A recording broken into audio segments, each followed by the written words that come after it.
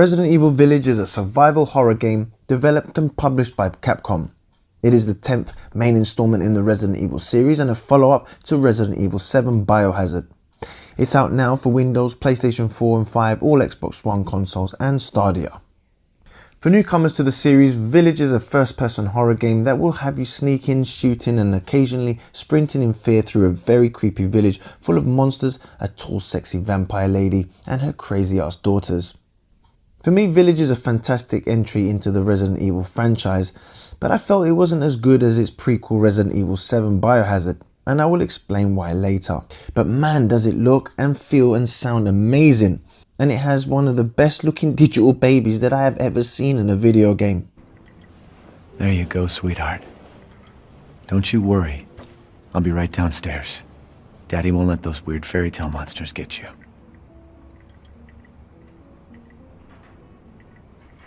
Village takes place a few years after the events of Resident Evil 7 Biohazard, placing you in the shoes of family man Ethan Winters once again.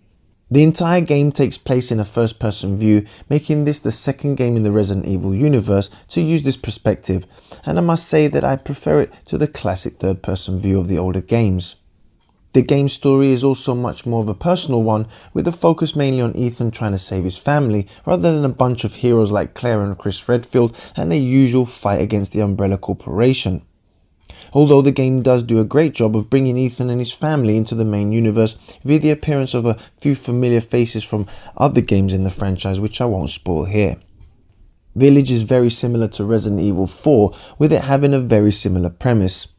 The game begins with our hero Ethan stranded in a deserted village that's been taken over by a mysterious cult leader named Mother Miranda and her lords. The village setting is definitely one of the game's strongest points, with it looking like something out of a Dracula movie. There are gothic towers, werewolves and of course vampires. While Village may feel a lot like Resident Evil 7 at first, Capcom has made a few changes that result in a much bigger focus on combat rather than sneaking. The game has you exploring the village, which is split into various small territories owned by one of Miranda's 4 lords. The challenge is to survive the hordes of monsters in each area while also finding ways to unlock doors or obstacles blocking your path using the weapons, tools and keys that you will find along the way.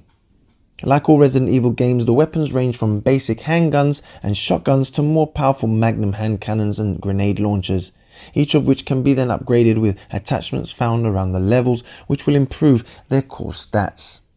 And as in all Resident Evil games, healing is handled by herbs and medkits. And there is a really good crafting system too that lets you create key items such as ammunition. The big difference is that Ethan now has a much more diverse and effective selection of attacks, weapons and upgrades from which to choose from. For starters, Ethan now has a block that can be used to reduce the damage of incoming attacks.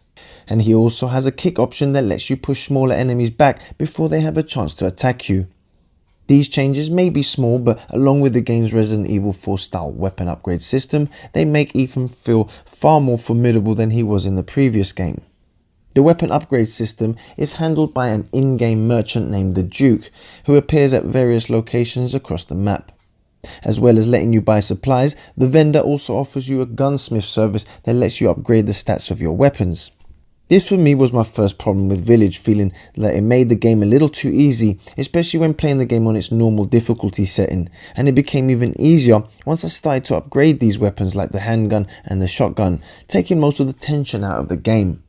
Unlike in Resident Evil 7 where taking out a single enemy was really tense, here I was taking out groups of enemies with ease, which might bother some fans who like the more traditional Resident Evil combat. The story does flow along nicely though, with Ethan having to push forward through the horrors of the village while also doing a great job at the more tender moments. There is also enough lore and unexpected twists to keep you on your toes as the story unfolds to keep things interesting, even if the combat can become a little too easy for the more seasoned of us gamers. Luckily, pushing up the difficulty to hard helped to restore that feeling of dread, making enemies more plentiful and ammo more scarce. In one really tense situation, I found myself clenching the old butt cheeks as I attempted to sprint past a bunch of monsters and into the safety of a nearby house after running out of ammo. And I'm sure that you guys will have these crazy experiences too. And it's these very moments why I love playing horror games, and here it's the game's scripted sequence that really shine for me. Each of the Lord's domains is a different classic take on the horror genre and comes with its own wonderful mix of monsters and horrifying encounters. In another tense moment, you are left completely unarmed in what looked like a massive escape room. It's here where I also realised how great the sound work is, with the environment being filmed with creepy distant noises and haunting sounds that had me on edge and left me genuinely scared at what was lurking around each corner. This is definitely the kind of game that you're going to want to play with the headphones on and the lights off. Again, it's these moments that really shine in the game, but not so much the combat, which I felt made Ethan way too overpowered and less helpless. Then there's the usual hidden collectibles and prizes that are littered around the map, which range from chests and valuable items that can be sold to the merchant to high power weapons that are super helpful when coming up against the game's awesome bosses. Where are you going, little one?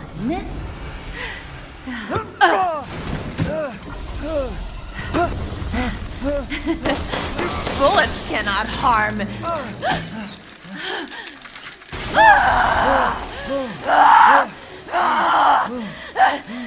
You stupid man thing!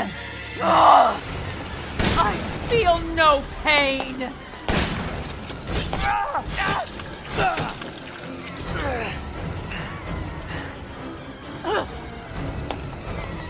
I won't forgive you, you bastard!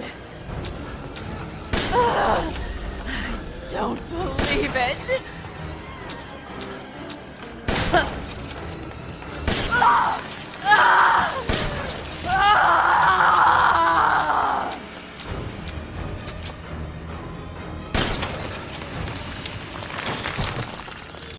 Each of the bosses is very unique, with some requiring you to do some puzzle solving to take them down, while others needing more of a skillful aim.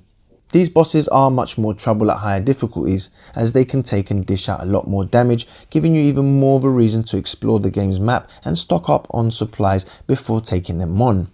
Village also felt a tad short, with me finishing my first playthrough at around the 10-hour mark. And I also felt that the puzzles were not as memorable as the older games and a little bit too easy to solve. Thankfully, the post-game includes Resident Evil's Time Challenge Mercenaries mode for any of you that want to stick around after the credits.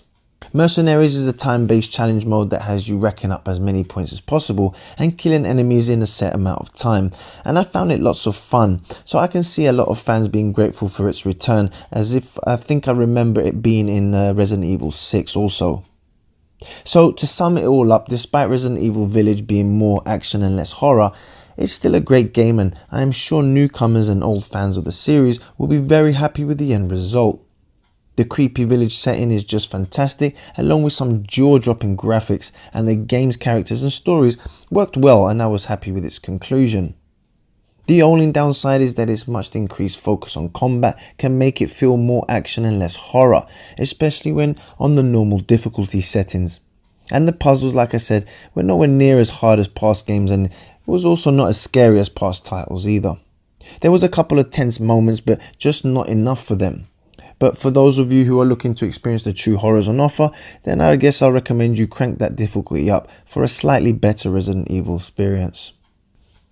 I am going to give Resident Evil Village a strong 8 out of 10.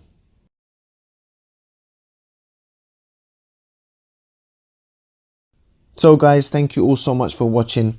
Please don't forget to subscribe to my channel for more reviews. Give the video a big thumbs up now if you enjoyed the review, and I hope it helped you decide on whether to maybe purchase the game. And for you guys who have played it, then please leave your comments down below of what you thought of the game. I'd love to see what you thought. And guys, thank you so much again for all your support, and I will see you all on my next game review, which should be for Mass Effect Legendary Edition. Take care guys, I'll see you soon, and bye bye.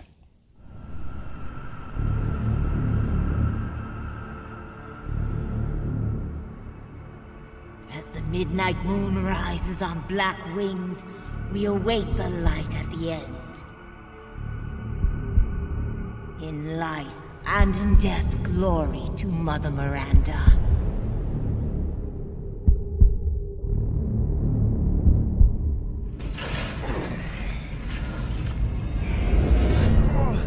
Quit your whining. We're almost there. Rose, where are you? Hello. If there are any survivors out there, come to Louisa's house near the fields.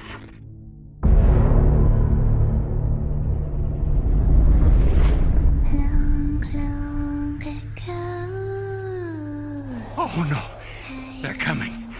Who is? What the hell was that? Stop shouting. You'll draw the monsters. Tell me, what is going on around here? It doesn't make any sense. Mother Miranda has always protected us. You escaped my little brother's idiot games, did you? Let's see how special you are. Is this all that's left? From your entire village? All that's left? There is no one left! We can bust out with this. Lycans and gentlemen, we thank you for waiting. And now let the games begin! There is no safe! Every sorry bastard out there has been ripped in half. Tomorrow we'll all be dead. No, let me go! Chris, what the hell? Why? Ethan Winters.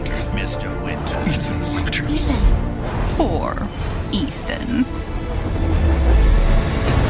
Ethan Winters. Welcome